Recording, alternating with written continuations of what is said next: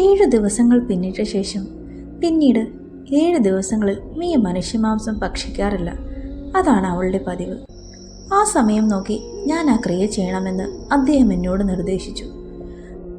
മാന്ത്രികൻ വസുദേവിൻ്റെ കുഴിമാടത്തിന് അരികിലായി തന്നെ ഞാൻ 7 ദിവസം രാത്രിയിൽ ഒരു ശവപ്പെട്ടിയിൽ അദ്ദേഹം തരുന്ന മന്ത്രങ്ങൾ ഉരുവിട്ടുകൊണ്ട് കിടക്കുമെന്നും 7-ാം ദിവസം പൂർത്തിയാകുമ്പോൾ വസുദേവൻ്റെ എല്ലിൻ കഷ്ണങ്ങൾ പൊടിച്ച് ഭസ്മമാക്കിയെടുക്കാനും അദ്ദേഹം എന്നോട് നിർദ്ദേശിച്ചു. ആ ഭസ്മം നിന്റെ നാശത്തിനാണ്. നിന്നെ നശിപ്പിക്കാൻ എന്ത് സാഹസത്തിനും ഞാൻ ഒരുക്കമായിരുന്നു. ഇന്ന് 7-ാം ദിവസം പൂർത്തിയായിരിക്കുകയാണ്. ഇനി പറയ്, നീ ഒരു മനുഷ്യ സ്ത്രീ തന്നെയാണോ? നിന്റെ അമ്മയുടെ ദുഷ്ട ആത്മാവിൻ്റെ ശക്തി സംഭരണത്തിനും ഉയർത്തെഴുന്നേൽപ്പിനും വേണ്ടി ഒരു ചെറിയ പരിശ്രമം എന്നോണം നീ പിഞ്ചു കുഞ്ഞുങ്ങളെ കൊന്നൊടുക്കിയില്ലേ?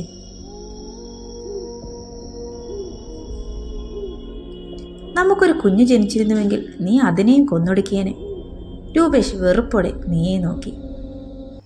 നീ ആരാണെന്ന് അറിഞ്ഞതിന് ശേഷം നീ നൽകുന്ന ഭക്ഷണം പോലും ഞാൻ കഴിക്കാൻ ഇഷ്ടപ്പെട്ടിരുന്നില്ല.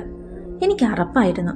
രൂപേഷ് പറഞ്ഞു നിർത്തിയപ്പോൾ മിയ അവനോട് കേണപേക്ഷിക്കുവാൻ തുടങ്ങി. ഇതൊക്കെ നിങ്ങളുടെ മുതലാളിയും ആ മന്ത്രികനും കൂടി നിങ്ങളെ തെറ്റിദ്ധരിപ്പിച്ചതാ. എന്തായാലും നിങ്ങൾ എന്നോട് ക്ഷമിക്കൂ. ഇല്ല, ഒരിക്കലുമില്ല. എന്നെയും കൊല്ലാനായിരുന്നില്ലേ നിന്റെ തീരുമാനം?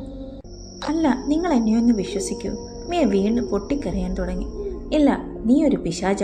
രൂപേഷ് ഒച്ചയെടുത്തു.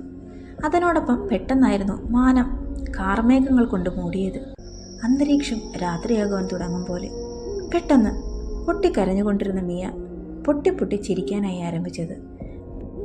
രൂപേഷ് നടുക്കത്തോടെ മിയയെയും അന്തരീക്ഷത്തെയും ശ്രദ്ധിച്ചു. മിയ തൊട്ടടുത്ത് തന്നെ നിൽക്കുന്നുവെങ്കിലും അകലെ നിന്നെന്ന പോലെ മിയയുടെ അട്ടഹാസം രൂപേഷിൽ മുഴങ്ങി ഉത്ഭവിച്ചു കൊണ്ടിരുന്നു. അതെ, നിന്നെയും കൊല്ലാൻ തന്നെയായിരുന്നു എൻ്റെ ഉദ്ദേശം. അതിനായി ഞാൻ എൻ്റെ ഈ വീട്ടിൽ നിന്നെയും കൊണ്ട് പോരുകയായിരുന്നു. 7 ദിവസങ്ങൾ പോലെ 7 വർഷങ്ങൾ കഴിയുമ്പോൾ നിന്നെ കൊന്ന് നിന്റെ ശരീരത്തിൽ എൻ്റെ അമ്മയുടെ ആത്മാവിനെ ആവാഹിച്ച് വീണ്ടും ഈ വീട്ടിൽ അമ്മയോടൊപ്പം കഴിഞ്ഞുകൂടാൻ ഞാൻ ആഗ്രഹിച്ചു. മിയയുടെ കണ്ണുകൾ ചുവന്നു തുടുക്കാൻ തുടങ്ങി. ഇനി അതിന് 2 വർഷങ്ങൾ. അതുവരെ നിന്നെ ഞാൻ ജീവച്ഛവമാക്കി വയ്ക്കാൻ പോവുകയാണ്. മിയ തന്നെ കൂർത്ത നഖങ്ങൾ പുറത്തേക്കെടുത്ത് ഒരു രാക്ഷസിനെ പോലെ രൂപേഷിന് നേർക്ക് അലറി വരികയായിരുന്നു. രൂപേഷ് ഒട്ടും പതറിയില്ല. എന്തിനും ഒരുങ്ങി അവൻ നിന്നിരുന്നു.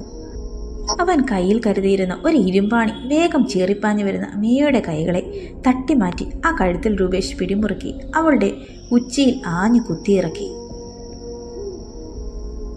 പിന്നീട് കീശയിൽ കരുതിയിരുന്ന എല്ലിൻ ഭസ്മമെടുത്ത് അവളുടെ മുഖത്തും ശരീരത്തിലുമായി രൂപേഷ് വിതറിയിട്ടു. അപ്പോഴേക്കും ആ റൂമിൽ തന്നെ മിയ കത്തിക്കരിഞ്ഞു ചാമ്പലാകുവാൻ തുടങ്ങി. രൂപേഷ് വേഗം തന്നെ ആ വീടിന് പുറത്തേക്ക് ഇറങ്ങിയിരുന്നു. പിന്നീട് ആ വീടും കത്തിയമരാൻ തുടങ്ങി. എന്തിനോ കുറച്ചധികം കണ്ണുനീർ തുള്ളികൾ രൂപേഷിൻ്റെ കണ്ണിൽ നിന്നും ഉതിർന്നു വീണു. എങ്കിലും ഒരു മനുഷ്യപ്പിശാചിൽ നിന്നും ആ നാടിനെയും നാട്ടുകാരെയും സംരക്ഷിച്ച ഒരാത്മസംതൃപ്തിയോടെ രൂപേഷ് മുന്നോട്ട് നടന്നു. അവിടെ നിന്ന് നടന്നു മായുമ്പോൾ രൂപേഷ് ഇങ്ങനെ ചിന്തിക്കുന്നുണ്ടായിരുന്നു.